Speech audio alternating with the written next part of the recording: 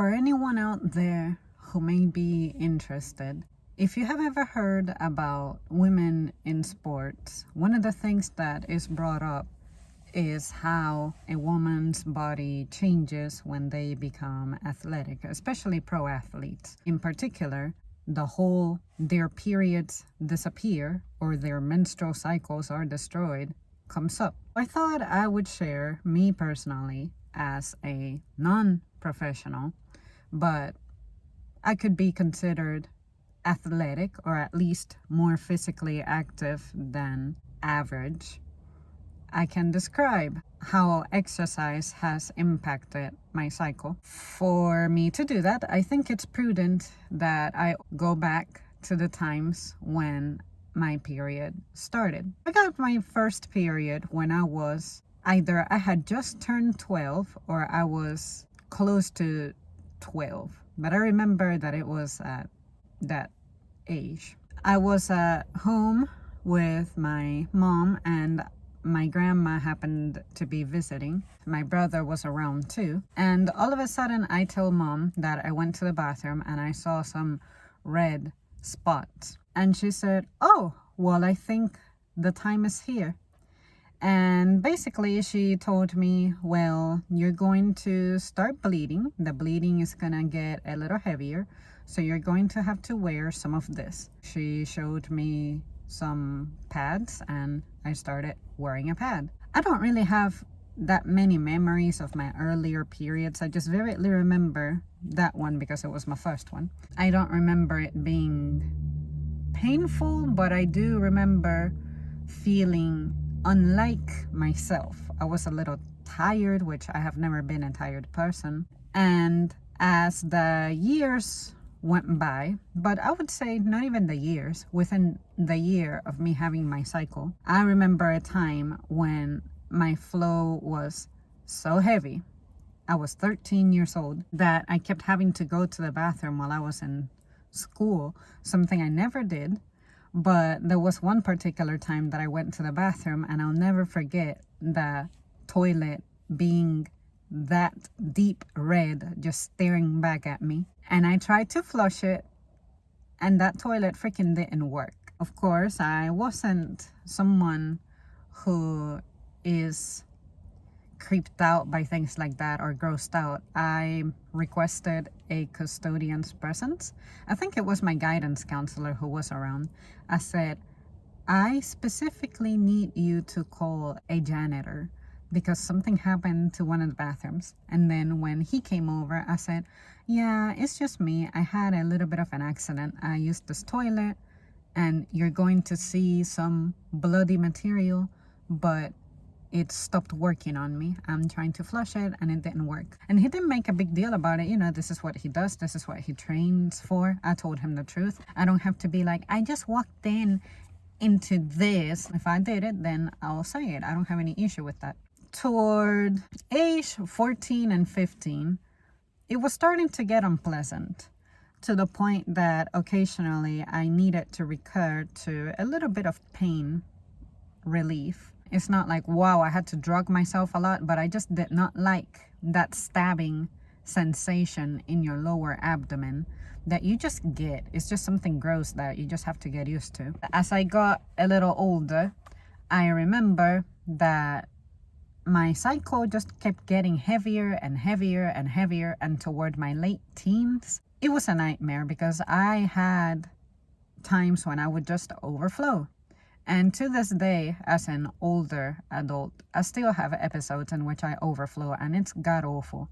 It also doesn't help that the kind of job I have to be on my feet. And when you're going through that cycle, the last thing you want to do is be very physically active. I'm not sure if when I was younger, like a preteen, teen, if my period was more bearable because I was sedentary. I just know that when I started exercising, my period would be worse some instances, but it got to a point where I would go months skipping it.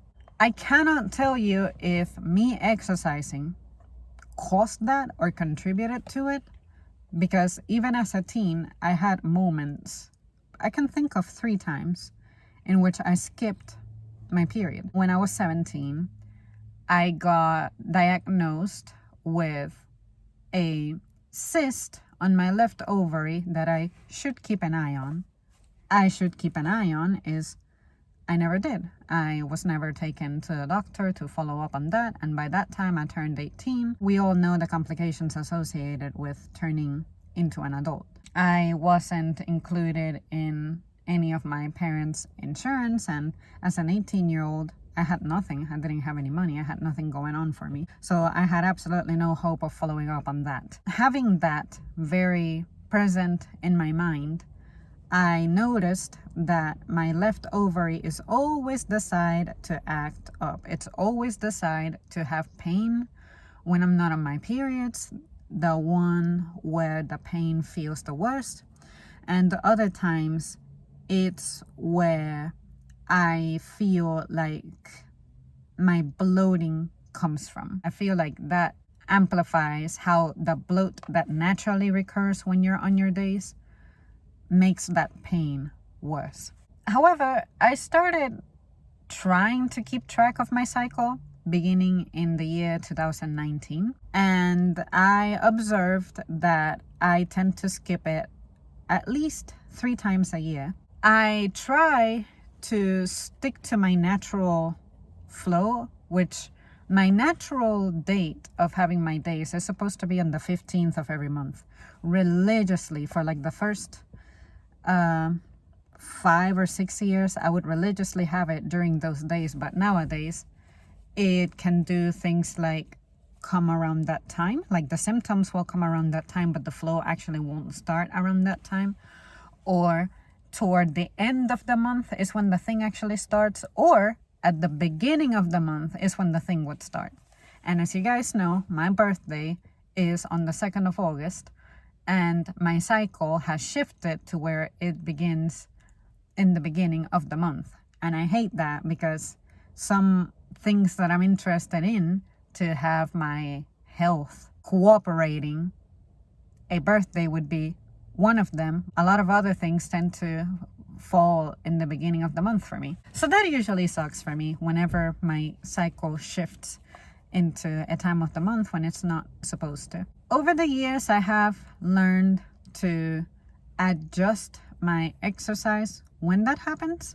There was a time in which I didn't care that I was on my period. I could grind away at exercising without really making any adjustments, and I would feel the pain way after the fact. I think that the adrenaline when you're working out helps mitigate the pain, but my issue was that the intensity I was working out with was not enough, I guess, for such a pain killer to take place.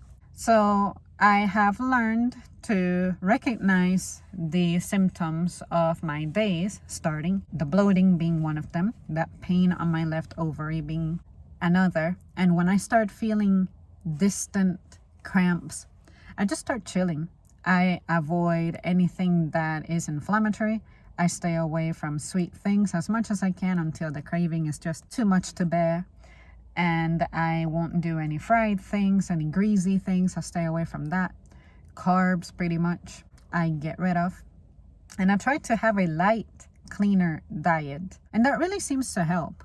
I also dial back on my exercises, but I don't stop exercising. I may just dial back and do something a little lighter. I may do more stretching. I may do more light walking. Say, if I usually do maximum incline at a pace of 3.8, I will instead do 2 hours of 7.5 incline at a pace of maybe 3. When I'm at my top condition, I'll do my normal regimen, which would be the full incline with 3.8 pace. Do that for either 45 minutes to an hour, but if I have to adjust it for my period, I just do the same stuff that I do, just lighter and for longer.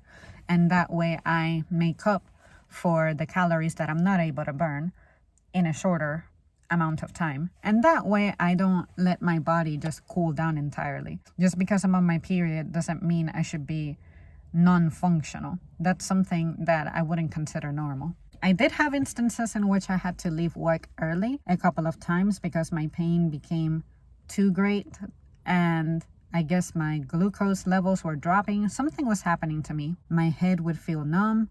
My spine would feel cold, even though on the outside, like on the surface of my skin, I was burning. I just remember a really, really, really bad stabbing pain that would pretty much make me borderline cry. And I had to be taken home on 3 occasions.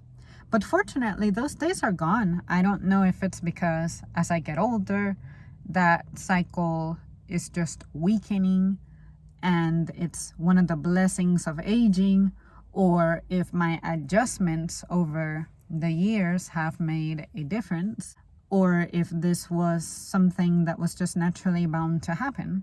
But I just remember that if I could have the opportunity to do my younger years all over, I would try all of this, and maybe this would have helped me have a better time. I wish I could tell you guys exactly how my period has changed with exercising.